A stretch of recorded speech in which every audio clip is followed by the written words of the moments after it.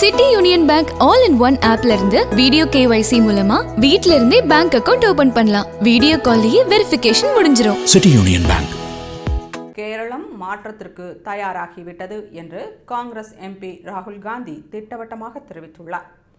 நடக்கவுள்ள கேரளம் சட்டமன்ற தேர்தல் குறித்து பதிவிட்டுள்ள அவர், காங்கிரஸ் தலைமையிலான கூட்டணியில் உள்ள ஒவ்வொரு வேட்பாளரும் கேரளம் மக்களின் நம்பிக்கையையும் எதிர்பார்ப்புகளையும் குரலையும் பிரதிபலிக்கின்றனர்.